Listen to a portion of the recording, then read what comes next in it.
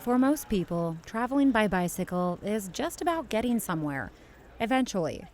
For others, it's about getting somewhere in a very timely fashion. Smoke and Fire is a 426-mile self-supported bikepacking race that traverses some of the great geography of Idaho.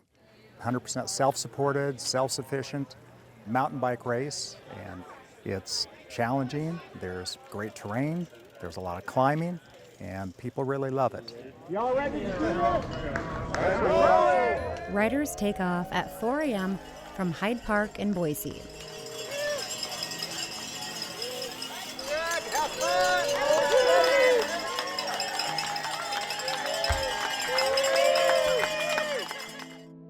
They make their way down to Lucky Peak State Park, skirt through the Danskin Mountains, onto Prairie, Pine, and Featherville, up Dollarhide Mountain and into Ketchum, then up to Stanley, around Deadwood Reservoir, into Garden Valley, Placerville, Bogus Basin, and then back to Boise.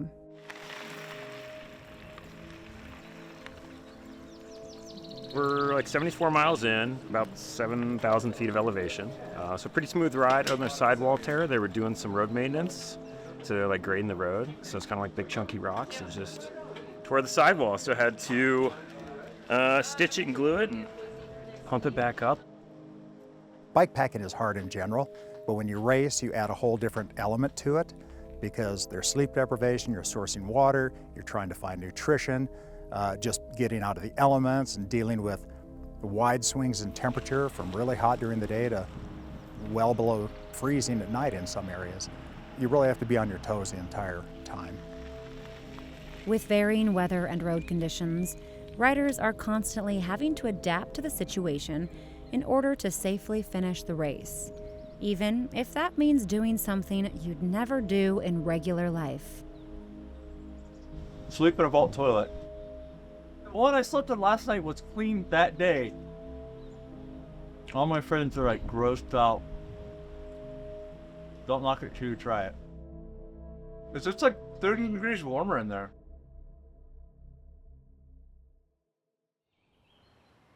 You might have a blueprint of how you plan to approach the race, but once it starts and once you're out there, things change.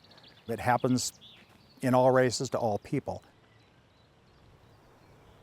In this race, it's all about staying one step ahead when it comes to your mental and physical health. We're at mile 110 on the first day. It's been a good day. My goal is to get to Ketchum, so about like 30 or so miles to go. And honestly, the main thing is just taking care of my butt and making sure it feels okay while I'm riding, and trying to just keep a steady pace and not overdo it. You do have to be mentally tough. It is probably every bit as important as being physically fit because it is so hard. So you've got to pace yourself and be able to go into the pain cave, so to speak, and find joy and happiness there and learn from it. A quarter of the way into the race is Smokey Bar Store, a family-run outdoor convenience shop that is a welcome sight for sore eyes. This is like an absolute gem and is like the best thing to look forward to mid-ride. I ended up losing some of my chamois cream, and the shop had all the fixes to make my own, so little things like that go a long way, and the people here are just super nice. When owner Kaylin Dennis opened up shop, she had no idea so many cyclists would use it as a place to fuel up. 9 years ago, I decided to buy it for my family and reopen the store, which I thought was maybe a crazy idea to do, but it's working and it's pretty awesome. In fact, my first customers were bikepackers. They're the nicest people ever, and they know that they can stop here and refuel or, get a snack or something, and I've made a lot of friends, just by being here. First couple of years, I was stocking like fruits and vegetables and like super healthy because, they're a healthy group. I've never sold so many Twinkies and Coca-Cola and candy bars in my life. Give me all the sugar. So funny. Yeah, I think they're crazy. I think they're tougher than the rest of us, and if I can help them get on down the trail, that's what I'm going to do, because I think it's amazing, and that's the coolest part of my job, is that everybody that comes here is on vacation, or they're checking something off their bucket list, and it's so cool to be part of that, because they're happy. They're not like commuting to work and they're grumpy or anything. They're here because they chose to be, and it's so fun to be part of like their joy.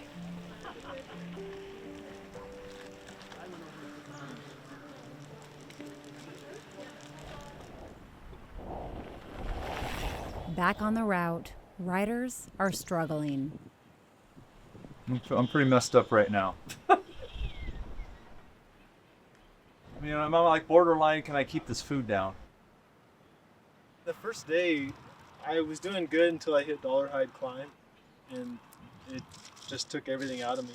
And I don't know that I've recovered yet from that. It was just a ton of hike a bike, and I'd never done that before, and it was quite a challenge. I'm just spent. It's been tough. Yeah, the mental game is hard. I don't know. Sometimes you're like feeling on top of the world, and other times you're like, I don't know why I'm here. I've counseled several people on 3 words: moderate forward progress. Don't try to kill it the first day. People do, but just don't try to kill it. Really manage yourself, manage the route, manage your nutrition. I mean, if you're just riding consistently with pace, but just consistently and paying attention, you're going to do great. You're going to get to the finish line. I haven't done so great so far. I'm behind my schedule.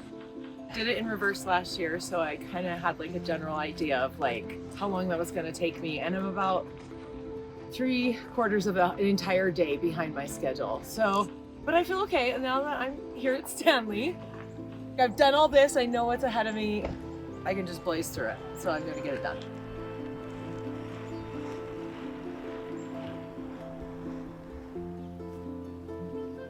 Despite the Sufferfest, Smoke and Fire truly is.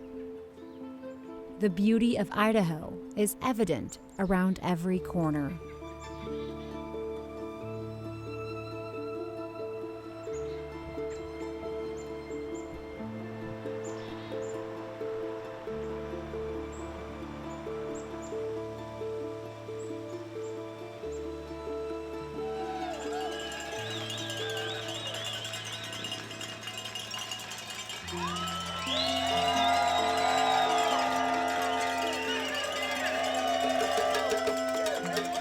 This race is really cool to meet new people. It's I think endurance sports are interesting because to do them you have to be an absolute like addict in that sport. Like you got to love it so much because you're spending so much time doing it. So I think one of the coolest things is just meeting people who share that interest and are just like full 110% into biking.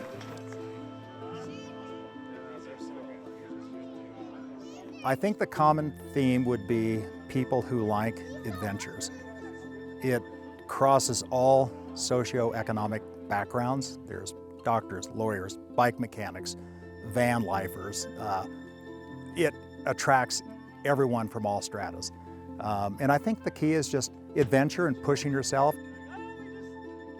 And I've just seen the grit and the perseverance of people that are just going to grind it out. And those folks who make it across the finish line, it can be a life-changing experience. So I think it does empower people to maybe take another look at their life and take another step up in some capacity.